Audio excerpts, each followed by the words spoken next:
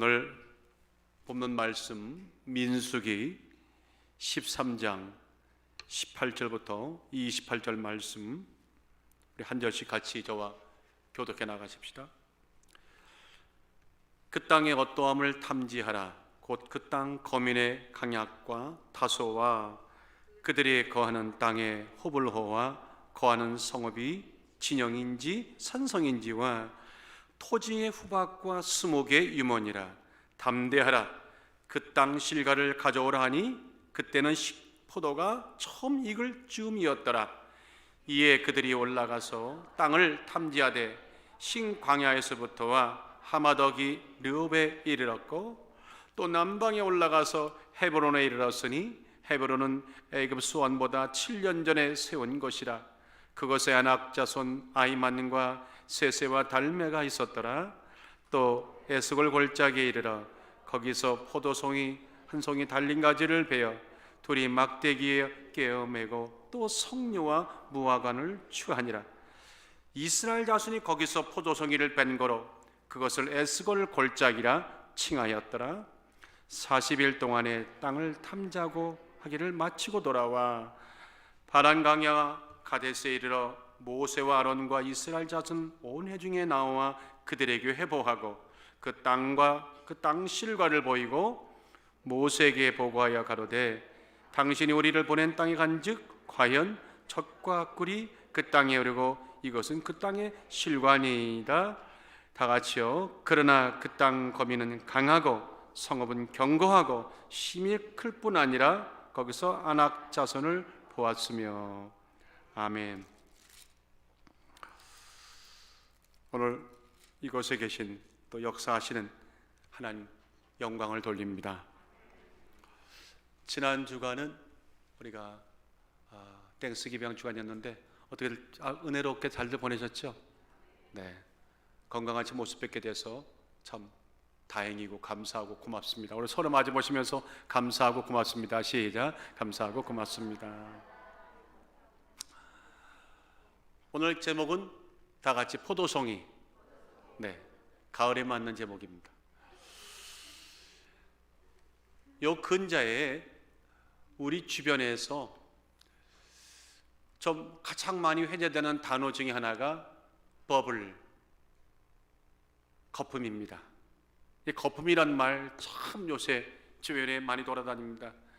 거품이 뭐죠? 액체가 기체를 머금고 부풀어서 부풀었는데 그 속에는 비어있는 빈 방울인, 우리가 그것을 거품이라 이렇게 말하죠. 그런데 거품이란 말을 할 때는 기포 이외에 어떤 의미들이 있죠. 예를 든다면 꿈 같은 계획, 실제 이루어질 수 없는 어떤 이상들, 환상들, 망상들, 쓸데없는 그리고 또 실속 없는 그런 것들을 상징해서 우리가 거품이라 이런 말들을 우리가 종종 하잖아요. 예를 든다면 거품 경제 문제 많죠. 네, 거품 인기, 거품 인생, 거품 시대.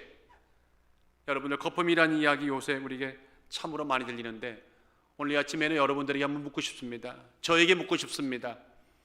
우리의 인생은 지금 거품으로 가득 차 있지 않습니까? 거품 인생이 아닙니까? 거품은 거품이죠. 유익이 없습니다. 실속이 없습니다. 그 이상도 그 이하도 아닙니다. 마치 비누 거품이 겉으로 보기에는 풍성하고 화려한 것 같지만 만져보면 아무것도 없는 그런 이치죠. 실속이 없습니다. 우리에게 쓸만한 내용도 당연히 없습니다. 자, 이런 거품들, 오늘 우리 주변에서 거품이 사라지는 역사가 있기를 주의 이름으로 축원합니다. 여러분, 문제는 말입니다, 거품이 우리 주변에만 있는 게 아니라 신앙세계도 있다는 것입니다. 신앙세계도 거품은 존재합니다. 그래서 우리가 거품 신앙이라, The bubble of faith, bubble of faith, 신앙의 거품, 거품 신앙, 거품 계획, 거품 부흥, 거품 사역, 거품 성도. 이 거품이 들어가고 나면 정말 실속이 없습니다. 있어야 할 것이 없는 참으로 우리 안에서 이 거품 역사가 떠나가기를 예수의 이름으로 축원합니다. 거품 신앙하면, 거품 교회하면 제일 먼저 제 마음속에 떠올랐던 게 계시록 3장의 사대교회였습니다. 사대교회 성령께서 뭐라고 말씀하시는가요? 계시록 3장 1절에 보니까 사대교회의 사자에게 편지하기를 하나님의 7영과 7변을 가진 이가 가라사대 내가 내 행위를 아노니 내가 살았다 하나 내가 살았다는 이름은 가졌으나 다 같이 죽은 자로다. 시작. 죽은 자로다. 이름은 번듯한데 영적으로 보니까 죽었더라는 겁니다. 거품교회입니다. 그런가 하면 사도행전 3장을 보세요. 그래서 5장, 특별히 5장을 보세요. 초대교회가 막 부흥할 때에 바나바가 자기의 가산을 털어서 교회에 헌납하고 그로 가난한 자를 구제하니까 너무나 많은 사람들이 거기에 동조하기 시작했는데 그때에 아나니와 삽비라 부부가 자기도 하겠다고 자기는 모든 소유를 팔아서 그 일에 동참했습니다. 물어봅시다. 동참했습니까? No. 맞죠? No입니다. 아나니아와 삽비라가 더불어서 소유를 팔아 그 값에 얼마를 감추고 부부가 얼마를 감췄어요? 은혜 받을 때는 다 드릴 것 같았는데 막상 드리니까 너무나 아까워가지고 살짝 감췄어요. 결국 들통이 났습니다. 누구 앞에서? 베드로 앞에 들통이 났습니다. 베드로인가요? 아니죠. 하나님 앞에서, 성령 앞에서 들통이 났습니다. 그때 강한 책망이 왔죠. 내가 성령을 속이고 땅값 얼마를 감추었느냐. 그 다음은 제가 말 안 해도 아시겠죠. 안타깝게도 그날 두 내외의 영혼이 떠나갔습니다. 이 거품 신앙이요, 이래서 무섭습니다.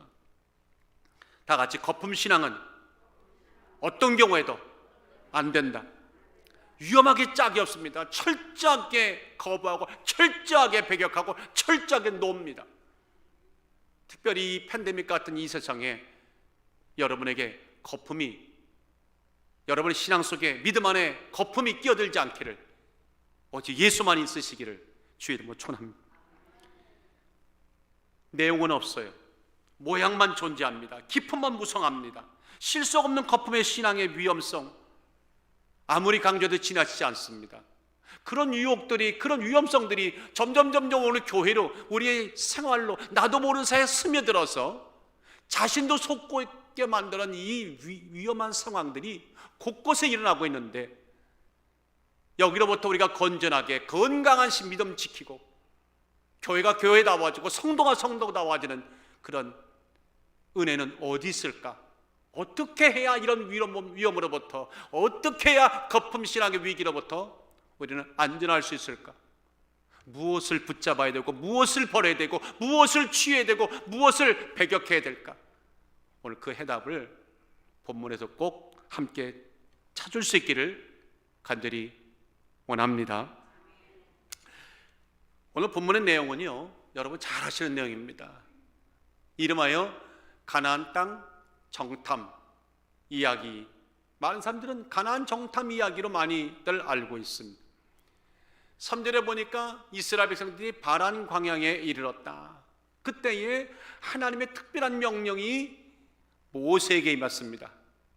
그 임하신 하나님의 명령은 다름이 아니라 12지파에서 가장 출중한 사람들을 한 사람씩 뽑아서 너희가 이제 가가야 할 가나안 땅을 미리 가서 좀 탐지하고 보고 오라. 그런 명령이었습니다. 자, 그 내용의 1절부터 16절까지 나오죠. 모세는 즉각 실행으로 옮겼습니다. 그리고 아시는 바처럼 40일 동안을 12명의 정탐꾼들이 가나안 곳곳을 탐지하고 돌아왔습니다. 자, 돌아왔는데 여호수아와 갈렙은 긍정적이고 생산적인 적극적인 보고를 내놓은 반면에 10명은 들은 사람들이 가히 충격에 빠질 정도로 온 밤새도록 통곡하고 온 진영이 쑥대밭될 정도로 정말 무서운 보고를 가지고 돌아왔어요. 부정적인 보고를 갖고 돌아왔어요. 오늘 바로 그 장면, 무엇을 보고했고 무엇을 가져왔고, 그 모든 광경 속에 거품신앙의 실체가 살아있고, 거품신앙에 대한 우리가 위험성이 노출되어 있고, 그것을 이길 수 있는 우리에게 귀중한 하나님의 오늘 가르치심이, 영적인 교훈이 있다는 사실을 꼭 기억하시면서 오늘 아침에 우리 버블신앙 다 걷어내는 역사가 있기를 예수 이름으로 다시 한번 축원합니다. 한번 따라 하십시다. 하나님은, 시작, 하나님은 항상 우리를 위해 가장 좋은 때와 가장 좋은 시기를 예비하십니다. 세 번만 하면 하시네. 하나님은 항상입니다. 언제나 우리를 위해 가장 최적시, 최고의 때와 시기를 예비하신다. 우리가 거품신앙을요, 이 위기로부터 벗어나려면요, 적어도 이 확실한 이 사실만큼은 어느 경우에 놓치면 안 됩니다. 제가 이렇게 말씀드리는 그 이유가 있습니다. 여러분들 오늘 성경에 보니까 12명 정탐꾼들을 하나님이 가나안 땅에 탐정을 보낼 때에 그때가 어느 때라고 성경은 기록하던가요? 아무 때나 보냈다고 말하는가요? 아닙니다. 아주 특정지어서 말씀합니다. 그 시기가, 도착할 시기가 20절에 나와 있어요. 우리 20절을 한번 다 같이 읽어봅시다. 시작. 토지의 후박과 수목의 유문이라 담대하라. 또 그 땅 실간을 가져오라니 그때는 포도가 처음 익을 즈음이었더라. 그냥 보낸 게 아닙니다. 포도가 처음 익을 때, 바로 그때 하나님이 탐지의 명령이 떨어졌고 그들은 가나안 땅에 도착했다는 겁니다. 이거 매우 흥미롭지 않습니까? 무엇이 흥미롭냐면, 지금 땅의 탐자라고 하는 모든 내용을 말하는데 굳이 어떤 때였다고 정탐의 시기에 대해서 이렇게 명확하게 적시할 필요가 있었을까요? 모세가 민수기를 기록할 때 이 시기를 그냥 썼겠습니까? 의도적으로 썼겠습니까? 이건 상당히 의도적인 것입니다. 하나님의 감화와 감동이 주어짐으로 의도적으로 이 내용을 여기다가 첨가했습니다. 결론부터 말한다면 그때는 하나님이 각별한 의지와 각별한 뜻과 각별한 의도가 있는 가운데 정해지신 특별한 시기라는 겁니다. 그 특별한 시기가 어떤 시기? 이스라엘 백성에게는, 정탐꾼들에게는 가장 무언가를 이루기 위한 최고의 때, 가장 좋은 시기였다는 것을 지금 말하고 싶었던 겁니다. 여러분들, 하나님이 하시는 일에 우연이 있나요? 여러분들이 오늘 우연히 여기 왔다고 생각하십니까? 여러분들이 운전하시니까 왔다고 생각하십니까? No, 그렇지 않습니다. 어디 하나 가는 거, 어디 하나 누굴 만나는 거, 특히 교회를 우리가 향해서 예배를 드리러 오는 거, 이거는요 절대 우연은 없습니다. 어마어마한 영적인 사건을, 영적인 강과 바다를 건너는 후에 찾아온 하나님의 은총의 시간입니다. 포도가 처음 익을 즈음에 이 가라고 명하신 분이 하나님이셨어요. 모세가 아니었어요. 이해가 되시죠? 이 때와 시기를 정한 분도 하나님이고, 때와 시기를 조정할 수 있는 분도 하나님이시고, 이 때를 정하신 하나님 외에 누가 이 때를 정할 수 있다는 말입니까? 모세도 안 됩니다. 이건 하나님이 하시는 일에 하나님이 정하신 때입니다. 그래서 우리는 이거를 하나님의 은혜다, 다 같이 하나님의 은혜다, 하나님의 배려다, 하나님의 일하심이 이와 같다는 겁니다. 포도가 처음 익을 즈음에가 도대체 어떤 의미가 담겨 있길래 이것을 우리는 은혜라고 말할까요? 23절에 보니까 가나안 땅에 들어가서 어느 골짜기를 이뤘는데 나중에 그 이름을 에스겔 골짜기라 그들이 명했잖아요. 에스겔 골짜기 이르러 거기서 포도 한 송이 달린 가지를 베어 둘이 막대기에 꿰어매고, 여러분들 아멘도 안 하신다. 이게 가능한 일이라고 생각합니까? 한 송이를 둘이 맨다는 거. 또 석류와 무화과를 취하니라. 여러분 23절을 한번 보면서 가나안 땅에 도착한 포도가 처음 익어갈 때쯤에 담겨진 이 광경과 의미가 이렇다는 겁니다. 그들의 눈앞에 펼치는 에스겔 골짜기의 진 풍경 한 번도 본 적이 없어요. 저는 지금까지 못 봤으니까. 모든 열매들이 풍성합니다. 진한 향기와 함께 익어가는 포도송이가 세상에 두 사람이 막대기다 꽤 매달아야 줄 수 정도로 어마어마한 광경을 보고 그들이 얼마나 놀랐을까. 야, 진짜 젖과 꿀이는 땅이구나. 얼마나 감탄했을까. 보고 있어도 믿어지지가 않는 거예요. 그들의 설렘이 기쁨이 막 충만해지는 거예요. 그리고 그 실과를 갖고라고 했지 않습니까? 그 실과를 가져가기 위해서, 이스라엘 진영으로 가져가기 위해서 매는 순간 그들의 어깨가 무거웠을까요? 아니면 너무너무 날아같이 가벼웠을까요? 후자입니까? 전자입니까? 전자라고 말하면 믿음 없다고 말할 것이고, 후자라고 말하면 믿음 있다고 말할 것이니 다 같이 전자, 후자. 하나님이 정하신 때와 시기라는 게 이런 의미입니다. 하나님이 첫 포도가 처음 익어갈 때쯤에 도착하였다라는 그 자구에 담겨진 의미가 이런 것입니다. 하나님의 의도된 축복과 섭리의 한 자락이 그들과 함께했다. 우연한 때가 아니라 작정하시고 우리를 그곳에 그 자리에 있게 하셨다. 오늘처럼, 다 같이 오늘처럼 집안에서 예배 드리시는 분들, 신령한 진정한 마음으로 옷자락을 저미시는 분들, 채플에 계신 분들, 펠로십에 계신 분들, 여기 계신 분들, 하나님은 그냥 여러분들을 부르신 것이 아니라 이와 같은 풍성함과 계획으로 부르신 것입니다. 오죽했으면 그날 감격이 얼마나 놀라웠던지 그들이 돌아와서 보고할 때 뭐라고 보고하던가요? 27절에 보세요. 모세에게 보고하여 가로되 당신이 우리를 보낸 땅에 간즉 과연, 여러분들 과연이라고 그랬어요. 감탄사가 나오는 거예요. 과연 젖과 꿀이 그 땅에 오르고 이것이 그 땅의 실관이다. 이 과연이라는 말을요, 워감, 다 같이 워감, 히브리 말로 워감이란 말인데, 워감이란 말은 영어로 truly, certainly예요. 정말 가보니까, 모세 정말 가보니까 진짜로요, 당신 말대로 하나님이 이루어주신 대로 젖과 꿀이 흐르는 정도가 아니라 넘쳐납니다. 이거 보세요. 이 포도가 이게 그 증거입니다. 대충 감동이 오세요? 대충 그날 분위기가 감지가 되시죠?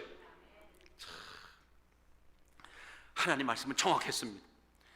그런데 한편이요, 가나안 땅을 탐지하면서 그들이 보고 싶지 않았던 이런 광경도 있네 하는 그런 두려운 광경도 보았어요. 그 광경이 뭐냐면 아주 큰 장대한 안악자손을 보았어요. 자, 안악자손을 보는 그 광경과 견주어 볼 때 포도가 처음 익을 때쯤에 도착했다고 하는 이 말이 상당히 또 다른 의미를 줍니다. 예사롭지가 않습니다. 여러분들이 가나안 땅에 들어가서 안악자손을 그들이 보는 순간에 그들의 마음이 꽁꽁 얼어붙었잖아요. 야, 세상에 이렇게 큰 사람들이 있나? 이렇게 기골이 장대한 거 있나? 성읍은 견고하고. 아마 그들이 가나안 땅에 들어가서 그런 광경만 봤더라면 그들은 돌아오지 못했을 겁니다. 기절해가지고는 전부 다 심장이 그냥 주여. 예? 그런데 놀랍게도요, 하나님은 그들이 보아야 할 놀라운 광경도 이미 예고하셨어요. 이미 알고 계셨어요. 그래서 그들에게는요, 그것을 덮을 만한 놀라운 애석을 골짜기에 풍성한 그들에게 보여주신 것이죠.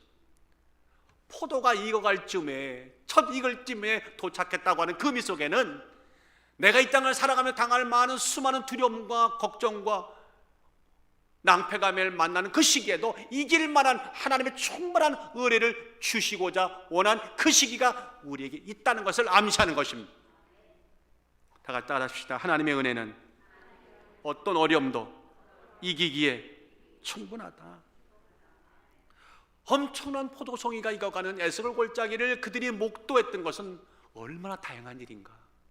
이 팬데믹 때문에 무너지는 세상 속에서도 교회 속에 역사하시고 예배 가운데 역사하시고 찬양 가운데 내 마음이 열려지는 그 모든 일을 주시는 성령과 만나는 것이 얼마나 다양스러운 일인가. 여러분이 저녁에 무릎 꿇고 기도하실 때 쏟아지는 하나님의 은혜를 만나는 것이 얼마나 다양스러운 일인가. 에스겔 골짜기는 그때만 있는 것이 아니라 인생의 곳곳에 하나님께서 때와 시간을 따라 우리에게 허락하시고 그 속에서 그것으로 힘받게 하신 줄 믿습니다. 포도가 익을 즈음에를 오늘날 말할까요? 오늘 예배 시간입니다. 에스골 골짜기를 오늘날 말할까요? 바로 이곳 예배당입니다. 하나님은 그때에 맞추어서 정탐을 명하셨어요. 보세요, 아낙 자손은 1년 내내 가나안 땅에 아무 때나 가도 볼 수 있었어요. 그런데 포도가 익어갈 즈음에 풍성한 포도의 결실은 그때만 들어가야 볼 수 있었어요. 하나님이 의도하신 거였죠. 하나님이 멋진 계획이죠. 멋진 각본이죠. 멋진 연출이죠. 아낙자손 보자마자 겁을 먹고는 지레 겁먹고는 다 도망갈까 봐 풍성하신 하나님의 그 놀라운 골짜기에 포도송이를 준비하신 줄 믿습니다. 옆에 분들에게 한번 이렇게 밀어주세요. 하나님은 언제나 좋은 때를 당신을 위해 예배하십니다. 시작. 하나님은 언제나 좋은 때를 당신을 위해 예배하십니다. 밤낮 요새는 이런 일만 들려요. 죽을 일만 쌓였구나. 그러니까 그렇게 막 계속 묵상하니까 죽을 일만 쌓여가더라고. 근데 하나님은 포도송이만 쌓였구나. 할렐루야. 고백하는 순간에 세상이 달라지는 거 있잖아요. 이게 은혜라고 말하는 거예요. 전도서 3장 11절에 하나님은 모든 것을 지으시되 때를 따라 아름답게 하셨고 사람에게 영혼을 사모하는 마음을 주셨느니라. 참 좋아요. 그러나 하나님의 하시는 일의 시종을 사람으로는 측량할 수 없게 하셨다. 그 마음 안고 하나님은 우리 계획과 생각을 초월하셔서 가장 좋은 시간, 가장 좋은 것, 오늘 육체에 질병이 있거나 가정에 문제가 있거나 미래에 대한 불확실이 있거나 우리 하나님이 주시는 은혜로 충분히 덮을 수 있다고 확신하시고 그 하나님, 그때와 시기를 주신 하나님을 끝까지 의지합시다. 여러분, 요나서 보세요.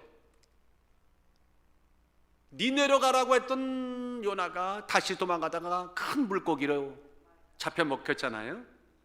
3일 주야를 물고기 뱃속에서 요나가 철저하게 회개하고 감사의 제사를 드리는 순간 어떤 일이 벌어졌습니까?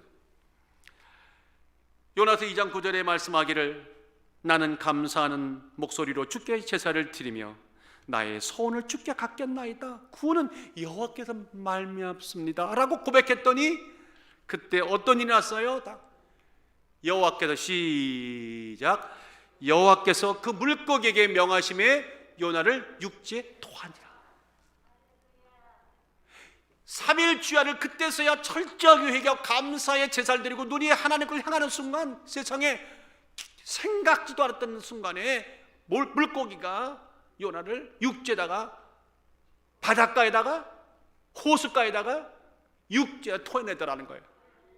저는 이 대목이요 참 읽을 때마다 난 너무너무 은혜가 돼요. 이거 뜬금없는 얘기 아닙니까? 지금 바닷속에서 지금은 삼킴을 당해가지고 물고기 뱃속에 있었는데 요나가 당연히 토해낼 때는요 바닷속에 태어날 줄 알았어요. 근데 바닷속이 아니라 나와보니까 육지더라는 거잖아요. 어떤 일이 벌어진지 아세요? 비록 불순종하여서 도망가는 요나를 큰 물고기를 예비하사 그를 삼키게 하셨지만 하나님은 이미 요나를 알고 계셨어요. 그래서 요나의 가장 최적시, 가장 좋은 시간, 가장 좋은 일을 위해 하나님은 요나의 회개와 상관없이 3일 주야를 큰 물고기에 명하시기를 야 너는 네 고향이 태평양이지만 지금 내가 가라는 곳으로 지금 GPS 찍고 가거라. 물고기는 세상 말로 말하면 자기의 동료와 가족들을 다 두고 배천리길을 지금 가는 거예요. 왜? 하나님이 명하신 순간에 명하신 그때 그 순간 잊지 않고 요나를 어디다가 육지에다 토해내기 위해서. 저는요 이 하나님을 믿습니다. 우리는 이 하나님을 의지합니다. 우리는 이 때와 시기를 통해서 결국적으로 우리를 살리시는 그 하나님 믿습니다. 오늘 조금 넘어지고 조금 더 안 좋은 상황이 있다고 하여서 낙심하지 맙시다. 우리 아버지는 온 우주를 창조하신 요나까지 또한 오늘 이 가나안 땅 정탐꾼들에게 가장 좋은 곳으로 위축되지 않게 하시는 그 하나님, 바로 그 하나님을 믿기 때문입니다. 믿으시면 아멘. 그래서요, 이렇게 말하고 싶더라고요. 요나에게 베푸신 일이나 가나안 정탐꾼들에게 포도가 처음 익을 쯤에 도착하신 거나 별반 다를 게 있다 없다? 없어요. 본질은 하나인 겁니다. 본질은 하나인 겁니다. 하나님은 언제나 가장 좋은 때와 시기를 우리에게 준비하신다.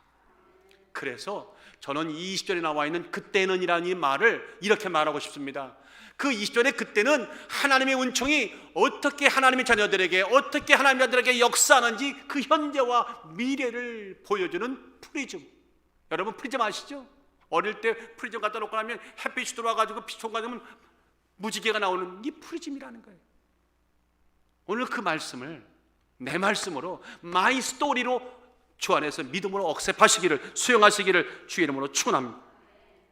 그래서 저는요, 이 그때는요, 하나님의 우리를 향한 주권의 다른 표현입니다. 이거는 메인 디시, 아주 풍성한 메인 디시를 먹기 전에 주시는 에피타이저, 전체 같은 것입니다. 오늘 우리가 살아가면서 참 많은 일들을, 금년에는 내 평생, 아니 우리 평생 경험하지 못한 또 다른 알 수 없는 2020년 살고 있지만, 그러나 아십니까? 12월 가기 전에 하나님은 작정하신 역사로 마지막 우리를 승리케 하실 것이다. 이 지구를 꽁꽁 묶고 있는 이 모든 흑암의 권세는 금년 떠나기 전에 하나님의 때와 시기 앞에 무릎 꿇을 지어다. 여러분들, 주 하나님 지으신 모든 세계, 주님의 높고 위대하심을 내 영혼이 찬양하네. 주님의 높고 위대하심을 내 영혼이 찬양하네. 이런 고백들이요, 설교 듣는 가운데 아멘으로 나와야 되는 거예요. 저는 이 아침에 이사야 6장 64장 4절 말씀 여러분에게 오늘 전달해 드릴 텐데, 들으시면서 이게 정말 내게 주신, 우리에게 주신 말씀이라 생각하시면 마음속으로도 크게 아멘 하세요. 주 외에는 자기를 앙망하는 자를 위하여 이런 일을 행하신 신을 예로부터 들은 적도 없고, 들은 자도 없고, 귀로 깨달은 자도 없고, 눈으로 본 자도 없었나이다. 아멘. 하나님이 하시는 일은요, 여러분, 하나님이 하실 일들은요, 하셨던 일들은요, 과거, 현재, 미래 모든 일들은 우리의 생각을 초월하는 아주 멋진 일을 하실 것입니다. 스포츠 역학이라고 그러죠. 스포츠 역학의 전문가이자 강연자의 이 여자분의 이름이 캐시 멘도자 존스라고 하는 이 분입니다. 근데 이분이 지은 책이 하나 있어요. You are enough, you are enough. 당신은 충분해. 근데 한국 책에는 이렇게 되어 있어요. 어제도 오늘도 내일도 당신은 충분해. 책 제목이 길어요. 근데 영어 원제는 You are enough예요. 거기에 이런 말이 있어요. 자신이 하는 일이 충분하지 않다고 느낀 적이 있고, 우리가 그랬잖아요. 자신을 다른 사람과 지속적으로 비교하고 그러므로 인하여 모든 일에 어려움을 겪고 있다면, 나는 여러분들을 위한 메시지를 하나 전달해 드립니다. 뭘까요? You are enough. 시작. You are enough. 서로 마주 보시고, 당신은 충분합니다. 시작. 당신은 충분합니다. 참 멋있어요. I have a message for you. You are enough. 내가 하나 메시지 갖고 있는데요, 꼭 주고 싶어요. 당신은 충분해요. 그런데 오늘 이 체역의 내용을 읽다가 무슨 생각이 들었는가 하면, 이 캐시 멘도사 존스의 표현대로 말한다면, 하나님의 좋은 때와 좋은 시기를 가지고 우리를 어쨌든 간에 아름답게 만들어 가시는 하나님이 내 뒤에 계시니, 그런 나는 다 같이 그런 나는 충분합니다. 충분합니다. 오늘 이 성경을 통해서 오늘 특별히 자꾸만 뒤로 물러가고 멈칫거리는 우리 그리스도인들에게 앞으로 가라는 겁니다. 믿음의 첫 발을 디디라는 겁니다. 뜬금없지만 죽은 나사로 무덤 앞에서 나사로야 나오라 외칠 수 있는 분이 꼭 예수님이 아니라 우리도 그와 같이 하라는 말씀이죠. 오늘 그런 역사, 하나님은 좋은 때 좋은 시기를 지금도 예비하고 계시다.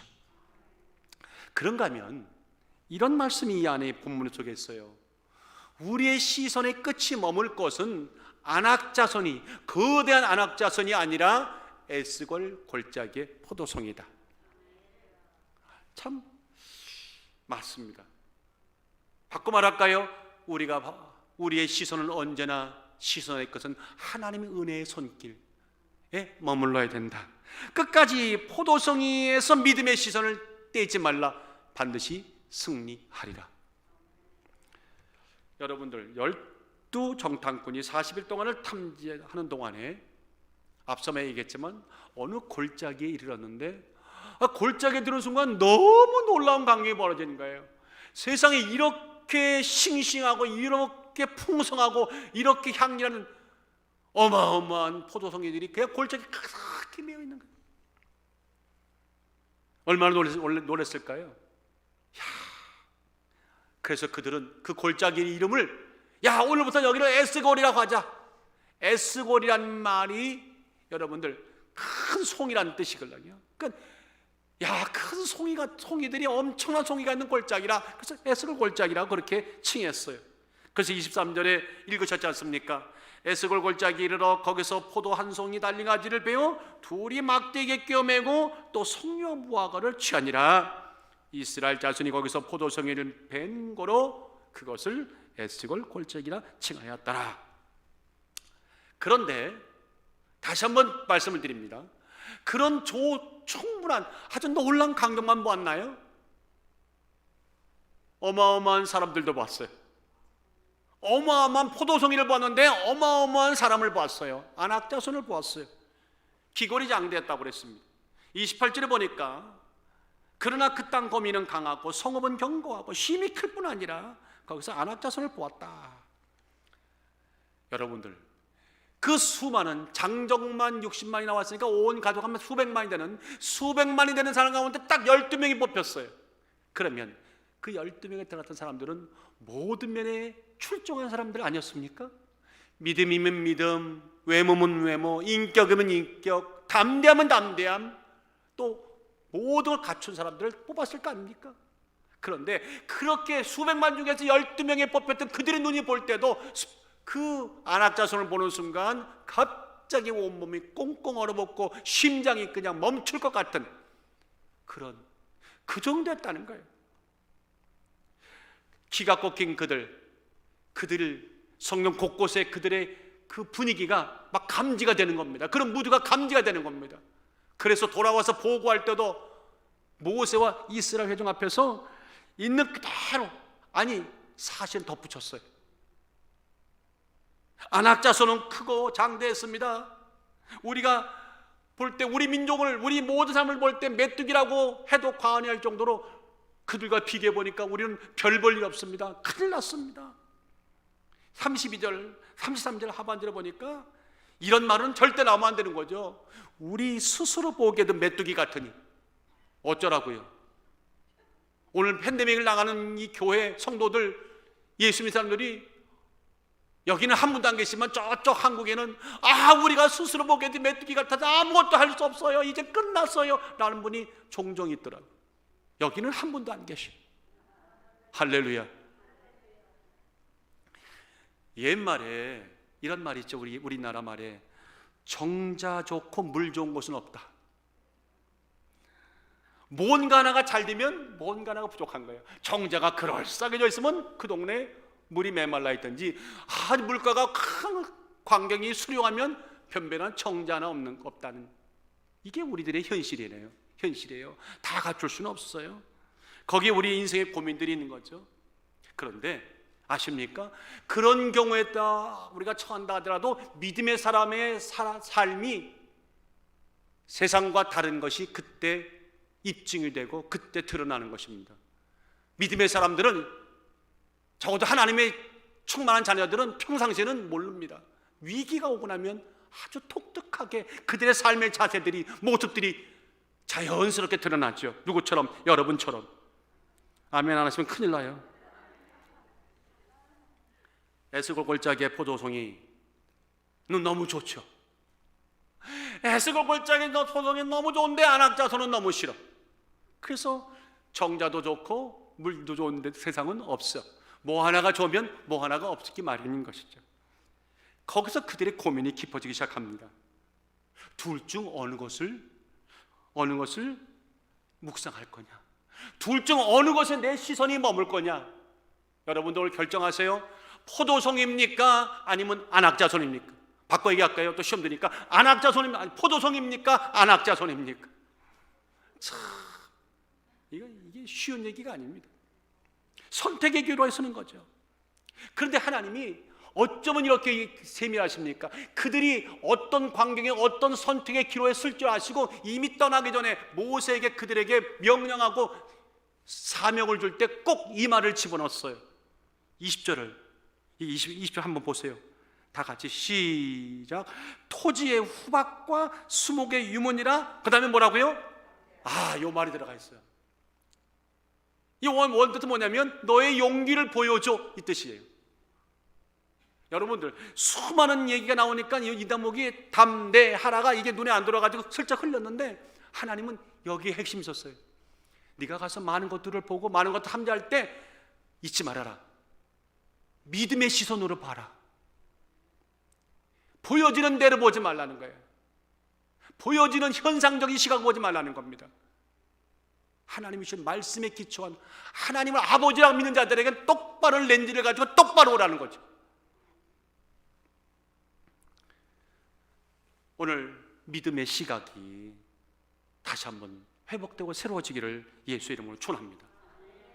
포도송이를 볼 건가? 하나님이 예비하신 에스겔 골짜기에 포도송이를 볼 건가? 아니면 거대하고 장대하고 성읍이 견고한 가나안 땅에 세상이 보여주는 시각의 거대함만 볼 것인가? 이건 선택은 누가 못해줍니다. 자신이 하는 겁니다. 히브리서 11장 3절에 믿음으로 모든 세계가 하나님 말씀으로 지어진 줄을 우리가 아나니. 아멘. 보이는 것은 나타나는 것으로 말미암아 된 것이 아니니라. 이게 중요한 거예요. 보이는 것은 나타나는 것으로 말미암아 된 것이 아니라 하나님 말씀으로 지어졌다는 거 아닙니까? 그러므로 믿음이 없이는 하나님을 기쁘시게 못하나니. 하나님께 나아가는 자는 반드시 그가 계신 것과 그를 찾는 자들에게 상 주시는 이심을 믿어야 할지니라. 믿음 빼놓고 나면 우린 시체죠. 기분 나쁘세요? 시체라니까. 그럼 옆에 분들에게 믿음 빼면 당신 시체입니다. 시작. 믿음 빼면 당신 시체입니다. 이거 확실하게 말해줘야 돼요. 그게 아니라고 말하는 것이 세상 사람들이고 우리 그렇다고 말하는 것이 믿음의 사람들인 거예요. 진짜 가지고 있는 건 믿음밖에 없어야 되는 것입니다.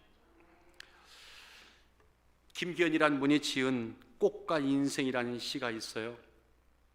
한번 잘 들어보세요. 인생이 365일 활짝 꽃피는 꽃날만 같으면 얼마나 좋을까.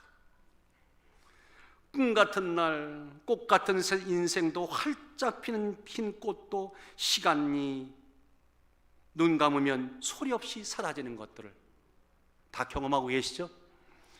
아이야, 저 멀리 날아가는 파랑새를 쫓지 말고 그대 한 곁에 숨쉬는 행복을 움켜잡고 살자. 다 같이 움켜쥐고 살자. 시작. 움켜쥐고 살자.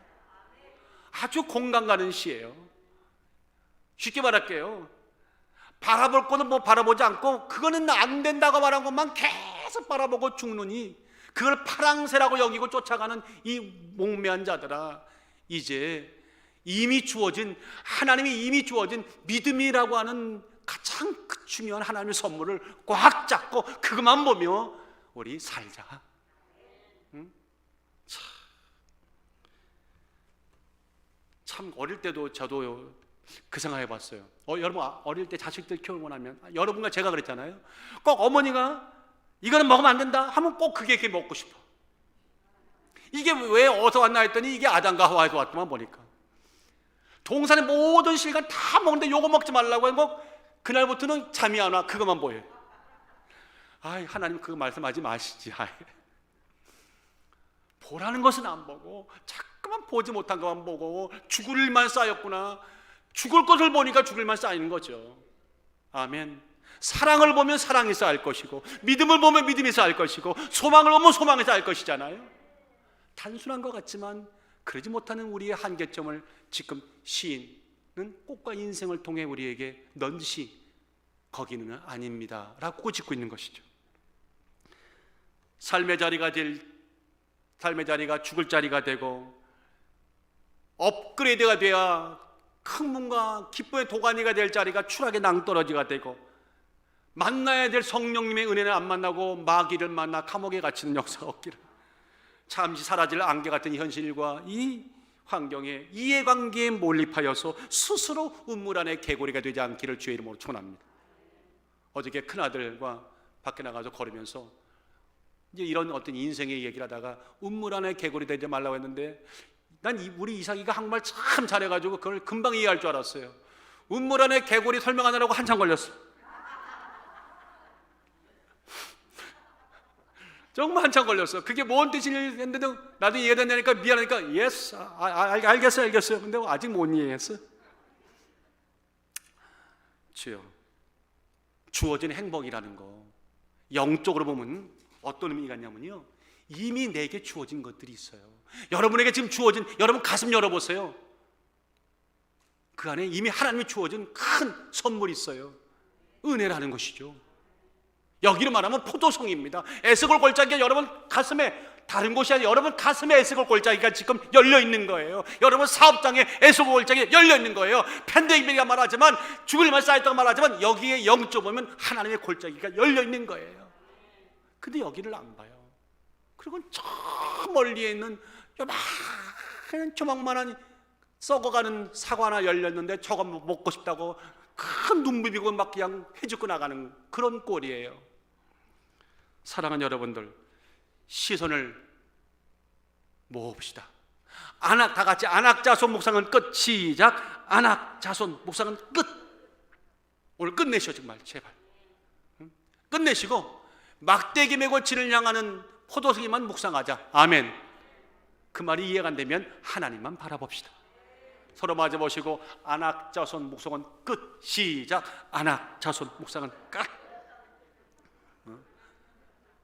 이럴 때는 아멘 하고 나갈 때는 저기 나가는 순간 또 오늘 페이먼을 어떻게 갚아야 되고, 오늘 모르겠지는 어떻게 갚아야 되고, 뭐 그런 거 걱정하지 말라는 얘기가 아니잖아요. 어려서부터 말입니다, 신동서를 들었던 어떤 소녀가 하나 있었어요. 아주 음악의 재능을 보였어요. 그런데 안타깝게도요, 16살 되던 해에 청력이 조금씩 잃어가더니 아예 평생 아무것도 모르는 그런 불우한 인생에 빠졌어요. 여러분들, 음악가에게, 음악을 하려고 하는 소녀에게 청력을 상실했다는 것은 이미 인생, 음악가 인생은 끝났다는 거 아닙니까? 깊은 절망과 좌절 속에 빠져 있었어요. 그런데 어느 날 그 소녀의 소녀가에게 어머니가 뭐라고 써주는 거예요. 사랑하는 딸아, 너는 청력을 잃었어. 그런데 하나 남은 게 있어. 시력은 남아있잖아. 사람의 입술을 보고 말을 파악하는 독순술, 립스 리딩. 입 모양 보고 읽거나, 이거 지금 우리가 어렵지만 이거 해야 된다. 그러면 네 인생 달라질 수 있어. 소녀가 어머니 말에 순종을 하고 독순술을 배우기 시작했어요. 쉽지 않았어요. 그런데 점점 그것이 익혀가니까 사람들의 대화도, 자기는 여기에 청각에 문제가 있는데 사람들은 모르고 지나갈 정도로 그만큼 사람들의 말을 알아듣게 되었고, 자기가 원하는 비올라도 연주하게 됐어요. 결국 어디까지 갔냐면 실제 스토리입니다. 런던 심포니 오케스트라의 비올라 연주자로 들어갔어요. 엘리자베스 바를로라고 하는 아가씨인데, 이 엘리자베스 바를로가 남들은 들어가지 못하는 런던 심포니 오케스트라의 비올라 연주자가 됐어요. 영광은 거기서 끝나지 않았어요. 영국은 그녀의 장애를 극복한 그녀에게 자랑스러운 영국인들에게 주는 최고의 상, 프링크상을 수상했어요. 여러분들, 이런 얘기들은 세상에 너무 많잖아요. 근데 이런 얘기가 주는 감동은 뭐냐면요, 환경과 처지의 안악자손만 묵상하는 자에게는 절대 이런 일은 없다는 거죠. 안 들리지만 보는 은혜는 주셨잖아요. 여기에 내 삶을 던져서 믿음으로 가는 자에게 주시는 그런 자들이 받을 수 있는 상인 것이죠. 사랑하는 여러분들, 볼 것을 제대로 못 본 10명의 정탐꾼들, 그들 때문에 자신은 물론이고 아니에요, 온 이스라엘 진영이요 온통 초토화돼 버렸어요. 끝장나 버렸어요. 25장 29절, 민수기 25장 29절 보니까 어마어마한 하나님의 책망이 떨어졌어요. 너희 시체가 이 광야에 엎드러질 것이라. 너희 20세 이상으로 계산을 받은 자 곧 나를 원망한 자의 전부가 여분네 아들 갈렙과 눈의 아들 여호수아 외에는 내가 맹세하여 너에게 거하게 하리라 한 땅에 결단코 들어가리라. 들어가지 못하리라. 들어가지 못하리라. 여호수아와 갈렙만 빼놓고 1세대는 다 죽었어요. 엉뚱한 거 묵상하고 엉뚱한 거 전하고 엉뚱한 일로 울었던 그들 하나님 가차없이 버렸어요. 참 무서운 일이잖아요. 저는 이 말씀을 묵상하다가 다시 한번 돌아봤어요. 성경을. 도대체 처음에 12명 정탐꾼에게 하나님이 주신 명령이 진짜 뭐였을까? 한번 돌아봤어요. 여러분, 딱 두 가지예요. 18절하고 20절에 딱 두 가지예요. 핵심은요, 그 땅의 어떠함을 탐지하라. See what the land is like. 땅이 어떤지를 보라는 거예요. See, 그게 보고라는 거였어요. 그 다음에 뭐예요? Get some of the fruit of the land. 땅에 있는 열매들을 가져와라. 이 두 가지가 핵심이에요. 땅을 좀 보고 와라. 여러분들 열매를 가져오라. 만약 여러분들이 하나님이라면 땅을 보고 제 땅을 보고란 말과 열매 가져오란 말이 어떤 뜻인지를 어떤 마음으로 여러분들이 그 명령하셨을 것 같아요? 제가 맞춰볼까요? 땅을 탐지하라는 얘기는 내가 여러분들에게 이스라엘 백성에게 줄 땅이 얼마나 비옥하고 얼마나 풍성하고 얼마나 좋은 땅인지를 네가 직접 보고 와. 가슴이 막 충만해질 거야. 이런 의도가 있겠죠. 너만 보지 말고 아예 실과를 갖고 와서 직접 누구에게? 이스라엘 남은 아름다운 온 교우들에게 보여줘라. 요새는 보여줘야 믿으니까 본 다음에 같이 기뻐하라. 이거 아닙니까? 그러면 이 정탐꾼들이 그 인물을 잘 수행했습니까? 26절 27절 보면 처음에는 잘 나갔어요. 여러분들 26절 27절 보지 잊지 않을게요. 야, 가보니까 과연 적과 끓인 땅입니다. 나가서 잘 나갔어요. 실과를 보이고 적과 끓인 땅입니다. 참 잘 나갔어. 그런데 뒤에 가서 삼천포로 빠졌어요. 28절에 갑자기 쓸데없는 얘기를 하는 거예요. 그러나 그 땅 거민은 강하고 성읍은 견고하고 힘이 클 뿐 아니라 거기서 안악자손을 보았는데 하고 어쩌고 저쩌고 쭉 얘기합니다. 여러분들 보세요. 물론이요, 땅을 탐지하라는 말과 과실각고라는 말씀 속에 한 구절, 한 대목이 있었어요.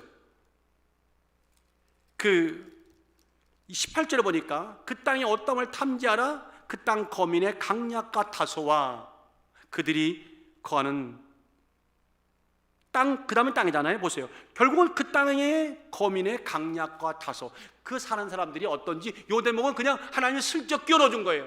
이건 핵심이 아니었어요. 주 이슈도 아니었어요. 그런데 보세요. 돌아와가지고 그들이 했던 보고의 메인 포인트가 뭐가 됐어요?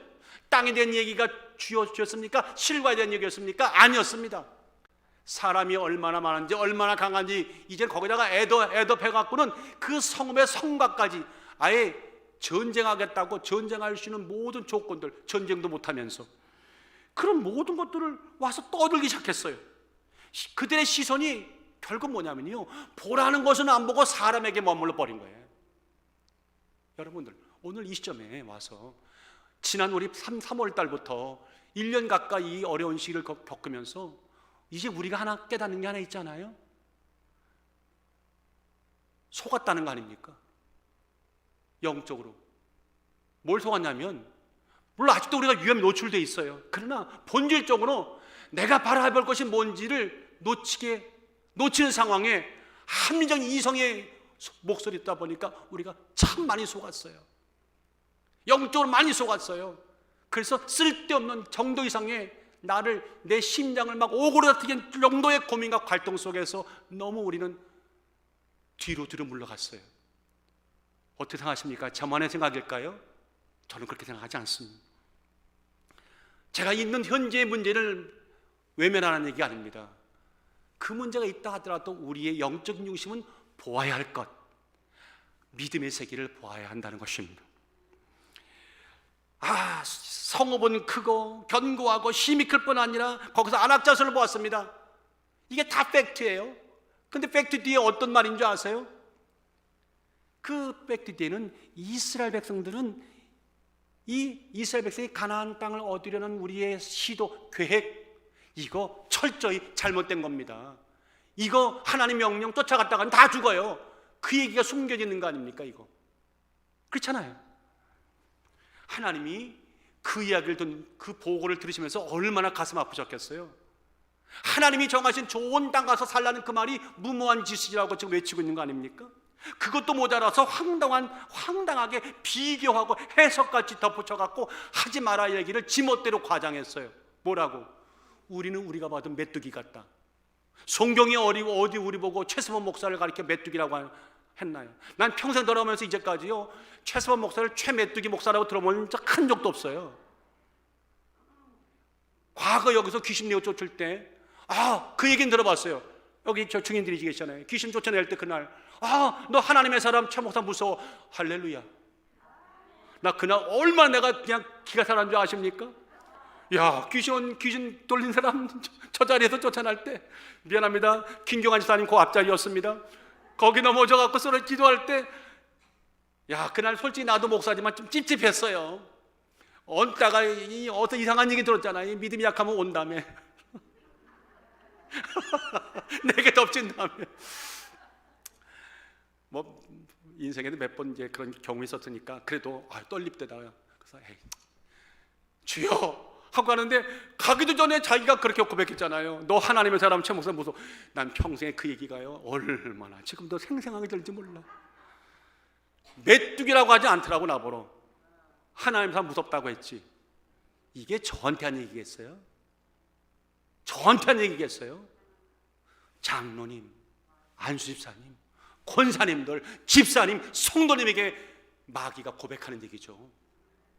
여러분들 참 대단하신 분들입니다. 옆에 분들에게 이렇게 말씀해서 당신은 참 대단하세요. 알고 계세요? 진짜 참 대단하세요. 하나님의 아들의 목숨을 주고 얻으신 분들 아닙니까? 참. 그런데 하나님의 목적과 의도는 온데간데 없고 엉뚱할 묵상하고 엉뚱할 자라고 온통 밤새도록 14장 1절에 보니까 온 회중이 소리를 높여 부르짖으며 밤새도록 백성이 곡하였더라. 가로 열고 의도마저도 싸다. 이거 아니지 않습니까? 그래서 저는 이렇게 여러분과 함께 같이 외치고 싶습니다. 다 같이 시작. 전지는 변하지만 제자리 걸음은 변질이다. 우리는요 그냥 여기 상태는 머물읍시다. 이 정도로 만족해. 이것도 저는 불신앙입니다. 우리는 가야 돼. 우리는 가야 돼요. 머물 수가 없어요. 왜? 머물면 잡혀 죽으니까. 바로는 막 쫓아오는데 거기서 다리 아프다고 가만히 있어 보세요. 그분 죽었잖아요. 우리는 가야 돼요. 홍해가 가름하고도 가야 돼. 가니까 길이 열리지 않습니까? 인정하십니까? 하나님을 바라보는 시선의 끝은 변화와 회복과 전진 부흥이지만 사람과 환경, 안악자선을 바라보는 시선의 끝은 변질이요 타락이요 실패요 넘어짐만 있을 뿐이다. 그러므로 사랑하는 여러분들, 여러분들의 오늘 시선의 끝자락에는 뭐가 있습니까? 솔직히 고백하십시오. 아직도 안악자손이 그냥 턱하니 버티고 서 있습니까? 아니면 에스고 골짜기의 포도송이가 여러분의 눈앞에 보이고 있습니까? 하나님은 포도송이를 보라는 겁니다. 하나님을 보라는 겁니다. 우리는 사람의 말 믿지 않습니다. 환경의 말 믿지 않습니다. 왜? 그 끝은 죽음을 못 벗어납니다. 죽음을 뛰어넘어 영생으로 이끄시는 분은 오직 하나님이십니다. 그 하나님의 말씀을 믿고 하나님의 언약을 믿고 하나님의 약속을 믿고 하나님의 존재를 믿습니다. 사랑하는 여러분들, 오늘 결론을 이제 맺을 때가 왔습니다. 20세기 독일의 유명한 소설가이자 시인 헤르만 헤세가 남긴 그 데미안이라고 하는 소설에 아주 유명한 말이 있죠. 이거 누구나 다 아는 말씀입니다. 새는 알에서 나오려고 투쟁한다. 알이 아니다. 세상이다. 세계다. 태어나려 하는 자는 하나의 세계를 깨트려야 한다. 하다못해 미물인 병아리도 알에서 깨어날 때는요, 그 알을 깨고 나와야 돼요. 그 알에 이게 모든 것이라고 믿는 순간, 이것이 모든 세계라 믿는 순간 절대 병아리가 안 되고 닭이 못 되죠. 깨고 나와야 돼요. 우리의 신앙도 마찬가지입니다. 박제받은 신앙 안 됩니다. 믿음에 결단해야 됩니다. 선택이 없이는 어떤 기적도 능력도 응답도 없다.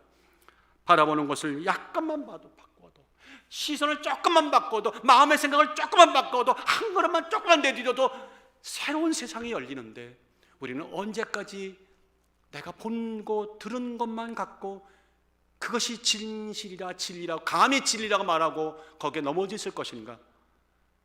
이제 더 이상 부끄러운 그리스도는 되지 않기를 원합니다. 왜? 그러기에는 받은 은혜가 너무나 크다. 사랑하는 여러분들, 거품신앙 이제는 걷어내야 됩니다. 부피는 큰데 실상 아무것도 없는 겁니다. 이 신앙이 이대로 갔다가는 남을 건 책망밖에 없습니다. 사랑하는 여러분들이요, 우리의 시선의 끝이 머무는 곳이 아무쪼록 장대한 안악자선 세상이 아니라 하나님의 은혜 은총의 손길, 현재와 미래까지 이어지는 포도송이 에스로 올짜게 되기를 주의 이름으로 축원합니다. 하나님은 그러므로 언제나 그 좋은 시기에 좋은 때를, 포도가 처음 익을 쯤이라고 하는 이 단어를, 이 문장을 평생 우리에게 부어주시고 우리가 가는 발걸음마다 놓아주시는 사실을 꼭 믿으시기를 예수 이름으로 축원합니다. 오늘 손을 모으십시다. 함께 우리 기도하실 때